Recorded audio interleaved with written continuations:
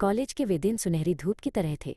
Canteen की चाय और लंबी चर्चाओं के बीच सागर और साक्षी कब एक दूसरे की दुनिया बन गए उन्हें पता ही नहीं चला। सागर अक्सर साक्षी के स्केच बनाता और साक्षी उन स्केच में अपनी कहानियां ढूंढती। वे दुनिया से बेखबर अपने ही एक छोटे से जहान में मसरूफ थे। लेकिन प्यार के रास्तों में अक्सर धुंध छा जाती है। एक शाम एक छोटी सी गलतफहमी ने उनके बीच दीवारों को खड़ा कर दिया।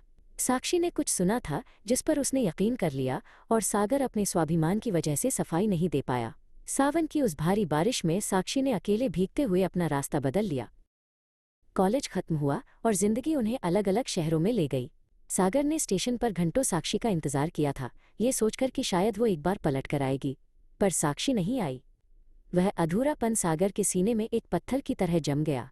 उसने शहर छोड़ दिया पर अपनी यादों को वहीं छोड़ाया। 10 साल बीत गए। सागर अब एक सफल आर्किटेक्ट बन चुका था, पर उसका दिल आज भी उन्हीं पुराने खंडहरों में अटका था। वो अपनी खिड़की से बाहर देखते हुए अक्सर सोचता कि क्या साक्षी ने कभी उसे याद किया होगा। उसकी जिंदगी में चमक तो थी, पर वो रोशनी गायब थी जो साक्षी की हंसी से आती थी। दूसरी ओर साक्षी ने खुद को अपनी नई भूमिकाओं में ढाल लिया था। वो अब एक स्कूल में पढ़ाती थी और उसकी जिंदगी अपनी छोटी बेटी के इर्द गिर्द घूमती थी।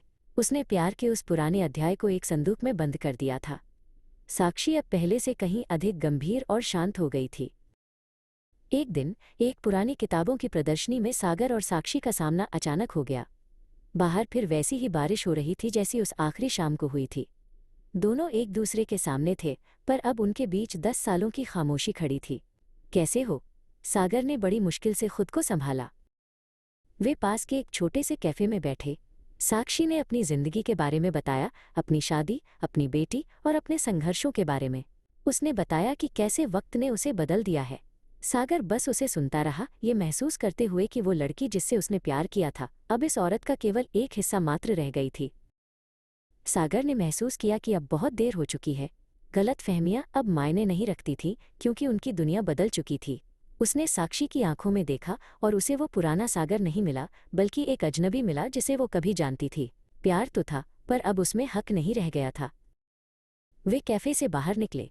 बारिश अब थम चुकी थी। साक्षी ने सागर को अलविदा कहा और अपनी बस की ओर बढ़ गई। सागर ने उसे जाते हुए देखा, पर इस बार उसका दिल भारी नहीं था। उसे समझ आ गया था कि कुछ मुलाकातें अधूरी ही खूबसूरत होती हैं। वे अपनी अपनी राह चल दिए, एक अधूरी कहानी को पूरा करने के लिए नहीं, बल्कि उसे सही जगह छोड़ने के लिए।